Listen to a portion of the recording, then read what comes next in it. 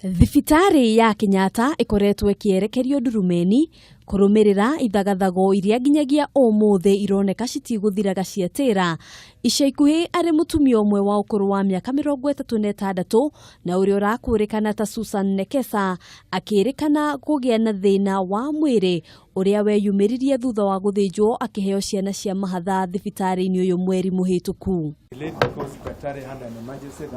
Ona kuhana oro uguo thibitari no kuhitukira murugamiriri munene wa ihinda Peter Masinde ne yugite guthinjwo kwa Nekesa tikuo gwacungiriirie thina uyu kirema kiria ari nakio gikionania ati ni athinjitwo ringi hau kabere ona gutuika ni makoretwo makimutungatira niguo kuhonia thina uyu. In the view of having the previous section and the eclampsia, she had to be delivered by emergency cesarean section, which was done promptly and delivered 2 female premature babies who were admitted in our newborn unit. During this particular cesarean operation, there was no complication. She was taken back to maternity ward for the operation, where she remained stable for the next 4 days. When she started complaining of abdominal pains, swelling, and vomiting, she was reviewed by our team surgeons and the other consultants who diagnosed her to have intestinal obstruction, which is a surgical emergency again that requires surgery.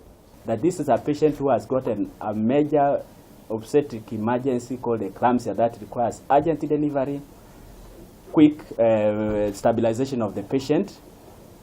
Since we had done since that had been done and there was no reason to suspect that the patient had this defect because it was far away from the site of the operation, it was not practically possible to pick that. So it was something which was hidden from our view of surgery, and that is how it occurred, because those are hidden defects in the patient's abdomen. Nekesa akinyirio thibitari-ini ya Kenyatta ari na thina wa kuhaica thakame na niguo kuhonokia muoyo wake na wa ciana ciake cia mahatha no nginyagia angiathinjirwo ona gutuika thutha ucio mwana wake umwe ni acokire gukua. Thibitari no ikiregana na uhoro ati mwana ucio akuire ni undu wa guitwo ni iria ta uria uhoro koretwo ugitheremio. The baby had last been fed at 12 midnight, and as you heard before, the baby was pronounced dead at 3:17 a.m. So it is not true that the baby was choked on milk.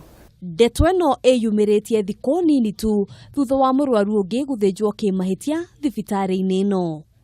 Handũ-inĩ ha Kameme TV, njĩtagwo Ngina wa Wandurwa.